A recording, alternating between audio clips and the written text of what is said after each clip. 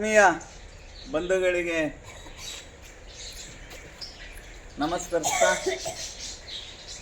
ಬಂಧುಗಳೇ, ನಮ್ಮ ಒಂದು ಅನ್ನಕ್ರಾಂತಿ ಅನ್ನುವಂಥ ಒಂದು ಸಂಸ್ಥೆಯ ಮುಖಂಡರು ಸಾಮಾನ್ಯ ಭಾರತೀಯ ಭರತ್ ಸರ್ ಅವರು ನಮ್ಮ ಈ ಒಂದು ಕರ್ನಾಟಕ ವಿಶ್ವಮಾನವ ಸೇವಾ ಟ್ರಸ್ಟ್ ಹಿರಿಯ ವಿಶೇಷಚೇತನರ ಪುಣ್ಯಧಾಮಕ್ಕೆ ಒಂದು ಬೆಲೆ ಬಾಳುವಂತಹ ವಸ್ತುಗಳು ಅಂದರೆ ಸ್ಟವ್ ಮತ್ತು ಪಾತ್ರೆಗಳನ್ನ ನಮ್ಮ ಒಂದು ಪುಣ್ಯಧಾಮಕ್ಕೆ ತಲುಪಿಸಿದ್ದಾರೆ. ಹಾಗಾಗಿ ಅವರಿಗೆ ನಮ್ಮ ಸಂಸ್ಥೆಯ ಮತ್ತು ನಮ್ಮ ಹಿರಿಯ ವಿಶೇಷಚೇತನರ ಪರವಾಗಿ ಅವರಿಗೆ ಹೃತ್ಪೂರ್ವಕವಾದಂಥ ಧನ್ಯವಾದಗಳನ್ನ ಅರ್ಪಿಸುತ್ತಾ, ಬಂಧುಗಳೇ ನೋಡಿ, ಅವರು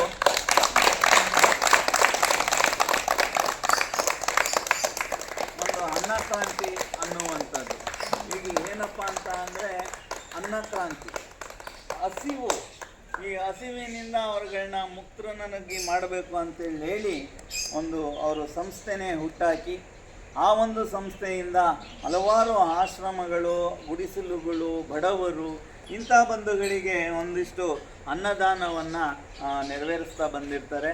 ಹಾಗಾಗಿ ಅವರು ಕೂಡ ಈಗ ನಮ್ಮ ಒಂದು ಸಂಸ್ಥೆಗೆ ಬೆಲೆ ಬಾಳುವಂಥ, ಮತ್ತೊಮ್ಮೆ ಹೇಳ್ತಾ ಇದ್ದೀನಿ, ಒಂದು ಸ್ಟವ್ ಮತ್ತು ಒಂದಿಷ್ಟು ಪಾತ್ರೆಗಳನ್ನ ತಲುಪಿಸಿದ್ದಾರೆ. ಹಾಗಾಗಿ ಅವ್ರಿಗೆ ಮತ್ತೊಮ್ಮೆ ಮಗದೊಮ್ಮೆ ಅವ್ರಿಗೆ ಹೃತ್ಪೂರ್ವಕವಾದ ಧನ್ಯವಾದಗಳನ್ನ ನಮ್ಮ ಒಂದು ಸಂಸ್ಥೆಯಿಂದ ಅರ್ಪಿಸ್ತಾ ಇದ್ದೀವಿ.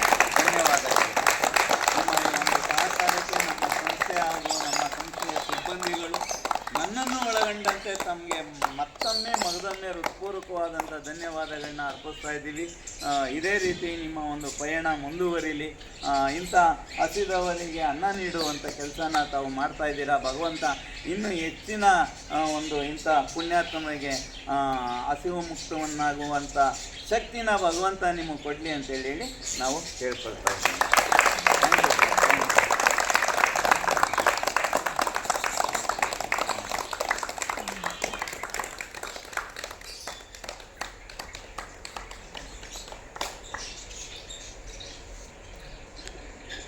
ಸಜ್ಜನ ಬಂಧುಗಳೇ, ನೊಂದ ಮನಸ್ಸಿಗೆ ಸಂಜೀವಿನಿಯಾಗಿರುವ ಈ ಧ್ವನಿಗೆ ನಿಮ್ಮದೊಂದು ಲೈಕ್ ಇರಲಿ.